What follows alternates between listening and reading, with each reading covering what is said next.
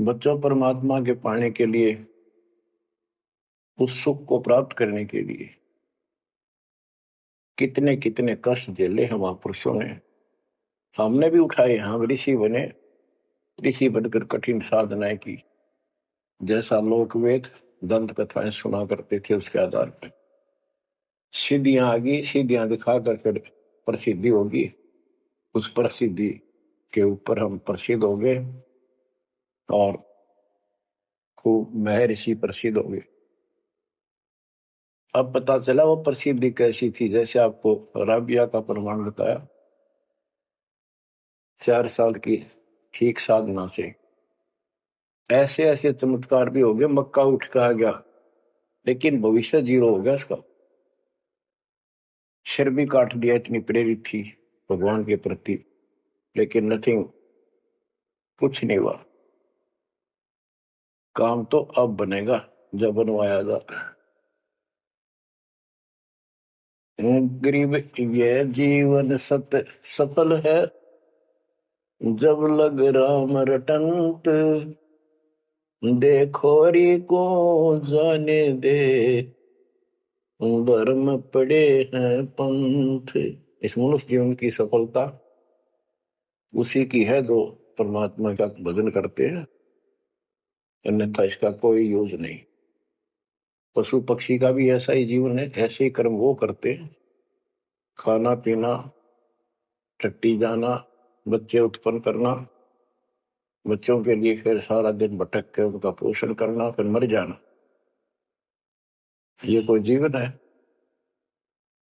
इस ज्ञान से आपके अंदर जो गलत प्रेरणा भरी हुई है, वो काल द्वारा भरी गई है, बहुत प्रबल है, वो सामान्य नहीं है। अब जैसे किसी को बुखार हो जाता है तो उसके बस की बात नहीं वो नॉर्मल हो जा, तो उसके लिए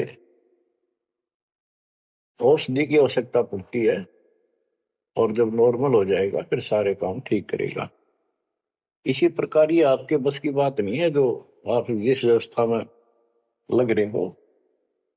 ये इस ज्ञान से, इस भक्ति से आपका ये अज्ञान हटेगा, ये जिससे प्रभावित हो बुखार हटेगा, फिर आपकी लगन अदब से बनेगी, अलग से बनेगी। अगर ये भाव नहीं बना तो क्या ये जीवन अच्छा है जो आप जी रहे हो? कोटि जन्म तन भर में तोगे कुछ नहीं हाथ लगा रहे, कुकर कुत्ता, सुकर सुअर, खर गधा, कौवा, बुगला, बता इन प्राणियों के शरीरों में असंख्यों बार कष्ट उठा लिया अपने को, असंख्यों बार, एक बार नहीं। तो क्या इस प्रोसीजर को जारी रखोगे? मेरी आत्मा तो मान नहीं रही कि आप इसको स्वीकार कर दोगे। और अब भी आपकी आंखें नहीं खुलेंगी और आपकी प्रेरणा नहीं बनेगी, तो फिर इंसान नहीं, पत्थर हो तुम, पत्थर। कोटि वर्ष करे संगत संतों की, पत्थर का जल में क्या बीजे, चंदन बण में रंग ला दे, एक बांस बिटन भी ना सींचे। पत्थर को जल में डाल दे, कितने गहरे जल में डाल दे, कितने दिन डाले रखे, उसका कोई असर जल का नहीं होता। नहीं, जल से तो नरम होता है पदार्थ।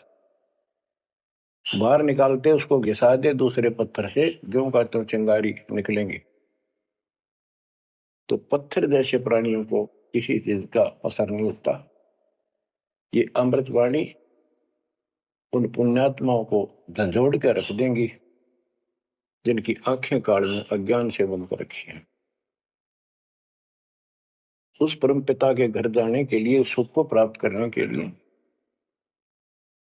गरीबदास जी बताते हैं कि मंसूर मैसूर क्यों हो गया, शरीर फांसी प्रवेश, और जाके ऊपर इतनी नौबत बीती।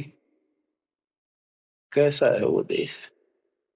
उस परमात्मा के सुख को, सतलोक की प्राप्ति के लिए, उसकी प्राप्ति के लिए टुकड़े टुकड़े शरीर करा दिया मंसूर अली जी ने, पीछे नहीं हटा।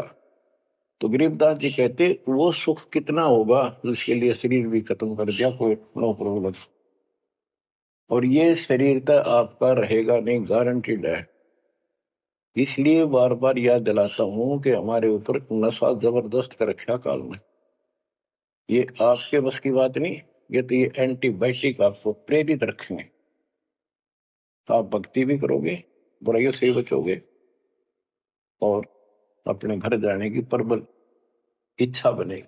जहां आशा ता बासा होई, मन कर वचन सुमरिय सोई।